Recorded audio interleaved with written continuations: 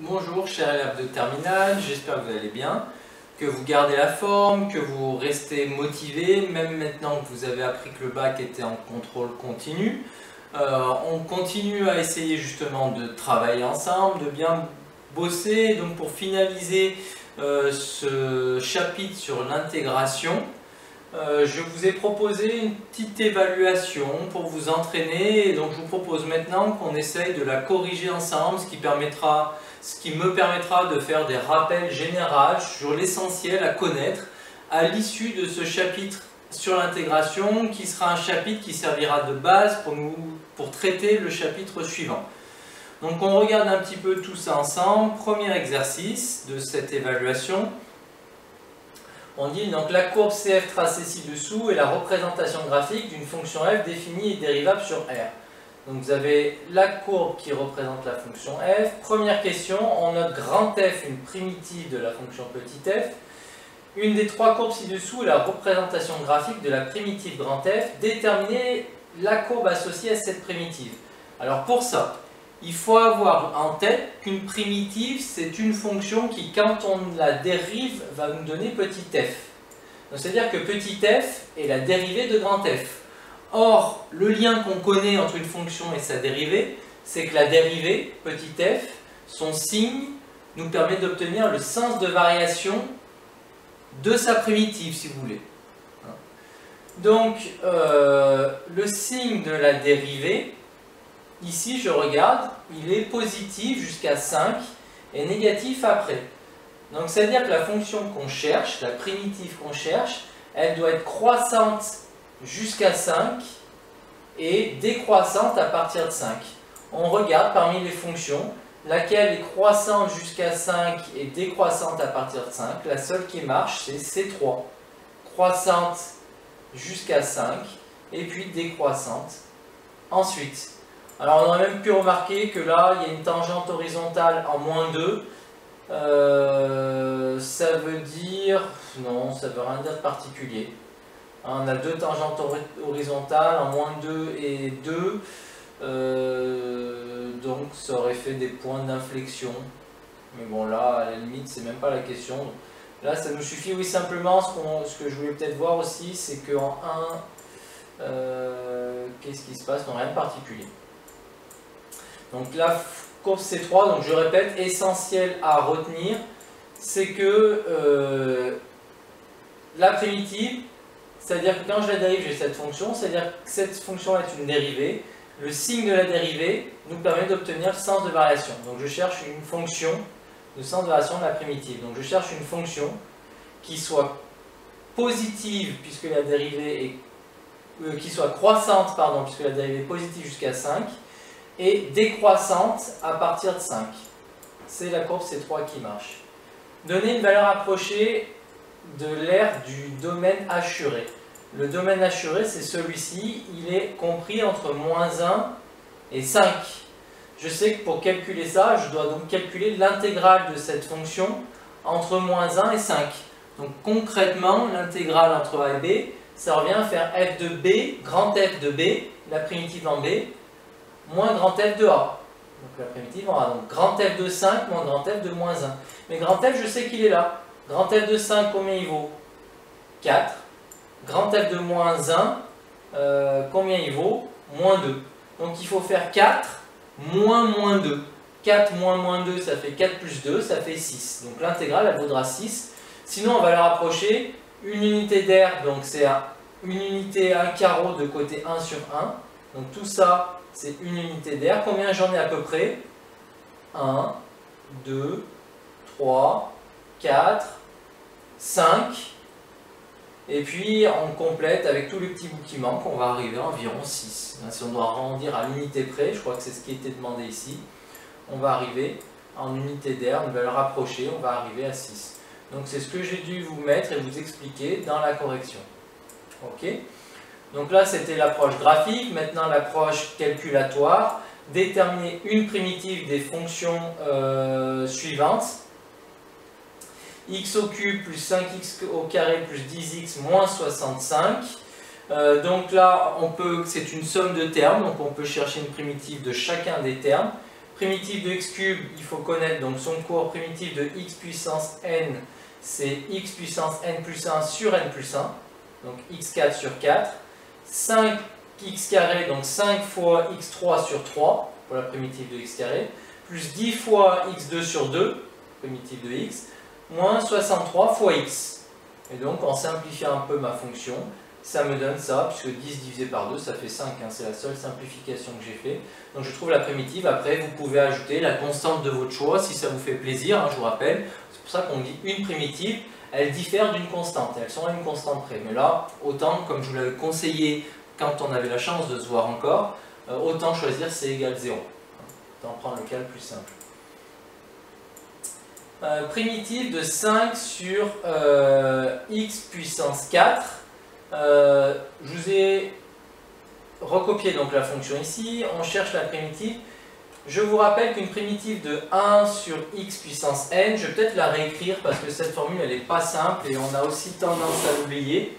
Primitive de 1 sur x puissance n, c'est moins 1 sur n-1 fois x à la puissance n-1.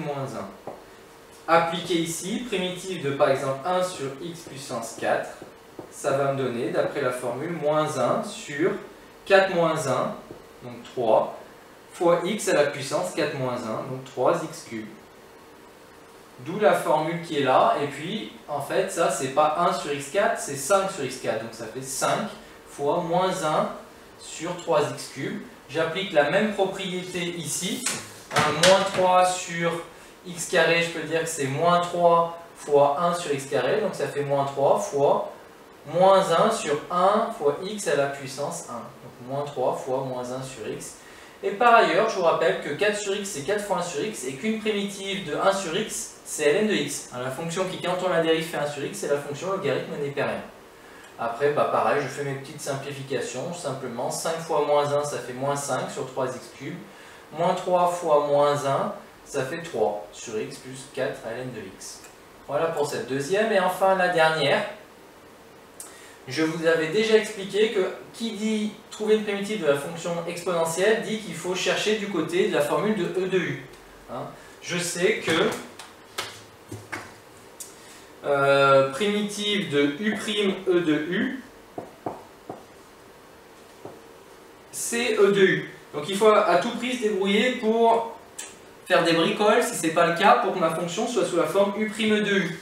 Là, c'est pas tout à fait le cas. Parce que bon, ça de toute façon, c'est forcé d'être mon e de u. Si ça c'est mon e de u, mon u', ça serait 2x plus 8. Or là, qu'est-ce que j'ai devant? J'ai pas 2x plus 8, j'ai 4x plus 16. Mais en fait, ça a été multiplié par 2. Donc ça veut dire que j'ai 2 u' e de u. Donc la primitive de 2 u' e de u, la constante 2 va rester. Et là, je vais mettre exactement u' e de u. La primitive, c'est donc e de u. Donc 2 fois exponentielle de x carré plus 8x. C'est à la fois simple et compliqué. Simple parce qu'il n'y a que cette formule à utiliser. Compliqué parce que je sais que la manier, c'est pas évident. Voilà, soit vous aurez exactement dès le début u' de u, auquel cas la primitive c'est e de u, soit si vous ne l'avez pas tout à fait, cherchez la constante qui vous permet de l'obtenir. Par quoi le u' a pu être multiplié pour avoir cette expression-là. Là, ça a été multiplié par 2, donc c'est-à-dire que j'ai une constante 2 devant et j'ai le e de u après. Ok? On continue avec l'exercice 3. Cette fois-ci, on ne vous demande pas une primitive, mais on vous dit la primitive qui vérifie la condition donnée. Alors, quand on vous donne une fonction, vous pouvez trouver l'ensemble des primitives et on vous donne une condition.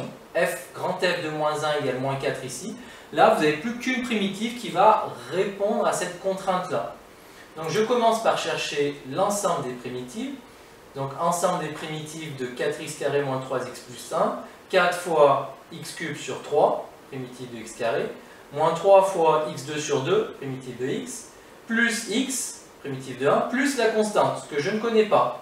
Mais vu que je sais que grand F de moins 1 est égal à moins 4, ça me fait une équation, je vais créer une équation dont la résolution va me permettre de déterminer la valeur de la constante. Hein, je vais dans la primitive, je remplace x par moins 1, et je sais que ça doit être égal à moins 4.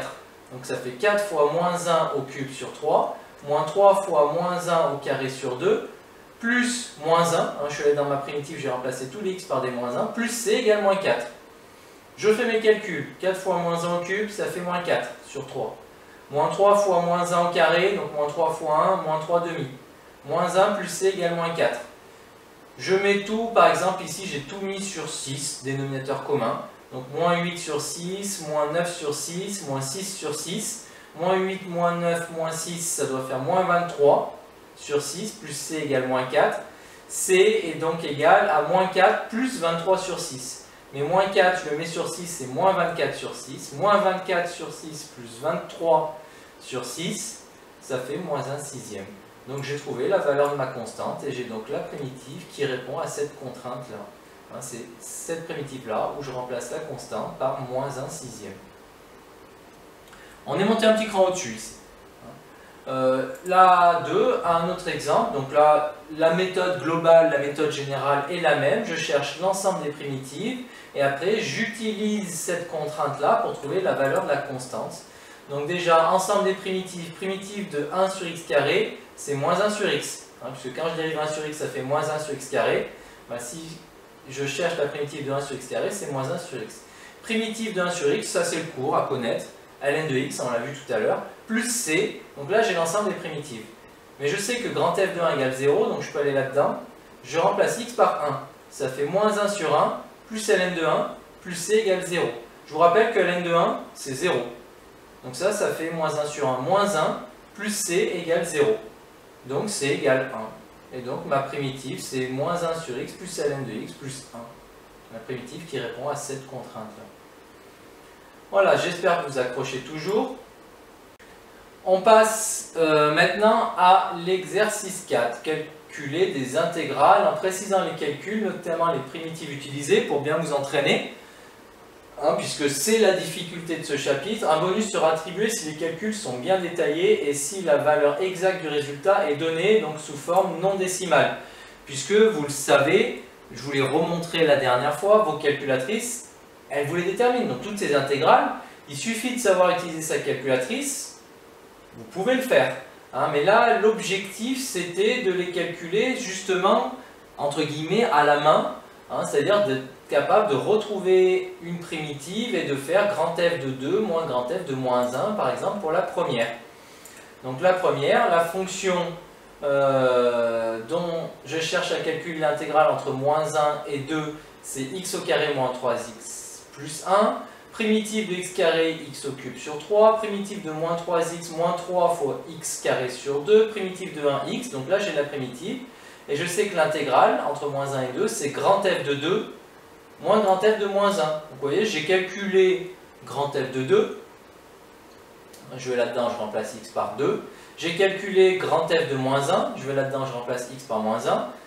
J'essaye de tout mettre sur un même, je réussis même à tout mettre sur un seul et même dénominateur, à simplifier ça le plus possible. Grand f de 2, c'est 4 tiers. Grand f de moins 1, c'est moins 17 sixièmes. Et donc l'intégrale, on a dit que c'est grand f de 2 moins grand f de moins 1, c'est-à-dire moins 4 tiers, moins 8 sixièmes, pour avoir le dénominateur commun, moins 17 sur 6, donc plus 17 sur 6. Moins 8 sixièmes plus 17 sur 6, ça fait 9 sixièmes, c'est-à-dire 3 demi, c'est-à-dire 1,5. Voilà pour le détail du calcul. Bon, si vous allez sur votre calculatrice que vous rentrez ça, elle doit aussi vous renvoyer 1,5 si elle n'est pas trop fatiguée. Donc voilà pour l'intégrale A. L'intégrale grand B, c'est celle-ci. Donc la fonction en question, c'est 2 exponentielle de 2x plus 1. Comme je vous l'ai expliqué, qui dit trouver une primitive avec la fonction exponentielle dit u' de u. Et là, coup de bol, on a exactement, si ça c'est e de u, le u', ça sera 2. Donc on a exactement u' fois e de u. Donc la primitive, c'est bien e de u, e de 2x plus 1. Et donc, je vais devoir calculer grand f de 1, grand f de moins 2. Donc je vais là-dedans, je remplace x par 1, ça fait e de 2 fois 1 plus 1, donc e de 3. Et je remplace x par moins 2. 2 fois moins 2 moins 4 plus 1, e de moins 3. Donc là, l'intégrale, ça sera grand f de 1 moins grand f de moins 2, c'est-à-dire e de 3 moins e de moins 3. Là, c'est la valeur exacte. Bon, là, par contre, vous avez le droit d'utiliser votre calculatrice, parce que e de 3 moins e de moins 3 de tête, ça se fait très difficilement. Par contre, votre calculatrice vous renverra 20,04 en valeur décimale. Intégrale C maintenant, elle est quand même simple. Je vous ai remis aussi l'écriture que je vous conseille d'utiliser quand vous avez des... Là je détaillais bien les calculs, mais quand vous avez des intégrales assez simples comme ça, on peut utiliser la notation entre crochets pour parler de la primitive. La fonction c'est 5x plus 4, sa primitive sera donc 5x carré sur 2 plus 4x, entre 0 et 2. C'est-à-dire que je fais cette fonction-là en 2, moins cette fonction-là en 0. Bon, cette fonction-là en 2, ça fait 5 fois 2 au carré, donc 5 fois 4, 20 sur 2, ça fait 10, plus 4 fois 2, donc 10 plus 8, ça c'est grand F de 2 si vous voulez. Grand F de 0, c'est facile, ça fera 0. Vous remplacez x par 0, ça fera 0 plus 0. Je vous laisse faire la blague. En tout cas, ça fera 10 plus 8 moins 0, ça fait 18. Elle était assez simple celle-ci. Suivante. On va avoir besoin de cette formule-là pour trouver une primitive de 1 sur x cube et de 2 sur x4. Donc je vous rappelle, primitive de 1 sur xn moins 1 sur n-1 fois x à la puissance n-1. Donc primitive de 1 sur x3 moins 1 sur 2x au carré. Primitive de 2 sur x4 moins 2 sur 3x3. Entre 4 et 1, donc je fais ça en 4. Le calcul est ici, vous remplacez x par 4, moins ça en 1. Vous remplacez x par 1. Après, l'objectif c'est de simplifier le plus possible ça. Vous pouvez le faire au brouillon, c'est un bon entraînement. Vous trouvez le dénominateur commun entre tout ça. Là, le dénominateur commun entre ces deux, ça sera 192. Vous multipliez ça par 6. Vous obtiendrez quelque chose sur 192. Là, le dénominateur commun de ces deux, ce sera 6. Après, vous mettez tout sur 192, vous simplifiez, vous aboutissez à 9 huitièmes, c'est-à-dire 1,125 pour cette intégrale-là. L'intégrale E, maintenant, fonction de base, mais qui va nécessiter, dans un premier temps, d'utiliser la relation de Schall. Puisqu'on sait que l'intégrale entre a et b de f plus l'intégrale entre b et c de f, ça fait l'intégrale entre a et c. Donc là, l'intégrale entre 1 et 3 plus l'intégrale entre 3 et 5, c'est bien la même fonction. Ça fait l'intégrale entre 1 et 5. Et donc là, ça me permet déjà, au lieu d'avoir une somme de deux intégrales, d'en calculer qu'une seule. Je cherche la primitive de 1 sur x, on a dit que c'était ln de x. Je cherche la primitive de 4 de x, c'est 4 de x, entre 5 et 1. Donc ça en 5, moins ça en 1. Attention, le moins s'applique à l'ensemble de l'expression, donc moins ln de 1, moins 4 de 1. Je simplifie le plus possible. Qu'est-ce qui se simplifie déjà? Ln de 1, ça fera 0. Donc ça fait ln de 5 plus 4 facteur de e de 5 moins e de 1. Et là, de tête, c'est clair que ça se fait très difficilement. Par contre, un coup de calculatrice vous donne la valeur approchée. Et même si là, on attendait que vous détailliez les calculs, vous avez quand même le droit et même le devoir quasiment de vérifier en rentrant directement ça sur votre calculatrice, ou ça si vous préférez, et de voir que c'est bien égal à ça en détaillant le calcul. Enfin, sans détailler le calcul, mais que votre calculatrice vous renvoie ce résultat-là. On continue avec l'exercice 5. Soit f de x égale 5 ln de x, déterminer la valeur moyenne de la fonction f entre 3 et 65 en écrivant la formule utilisée mais sans détailler les calculs, ce qui sous-entend qu'on pourra utiliser la calculatrice. Qui dit calculer une valeur moyenne dit se souvenir de la formule. Alors là je vois que je ne l'ai même pas rappelé sur la correction, donc je vais simplement vous la rappeler sur mon joli petit tableau. Il n'y en a qu'une seule. Formule à connaître pour la valeur moyenne qu'on peut noter m, c'est 1 sur b-a fois l'intégrale entre a et b de votre fonction. Donc là, si on veut la valeur moyenne de 5 ln de x entre 3 et 63, il faut faire 1 sur 63 moins 3, b moins a, fois l'intégrale entre 3 et 63 de 5 ln de x. Là, on demandait d'utiliser la calculatrice, puisqu'a priori, trouver une primitive de ln de x, justement, vous ne savez pas faire. Par contre, votre calculatrice vous indique directement la valeur approchée, donc la valeur moyenne de cette fonction entre 3 et 63. Ok?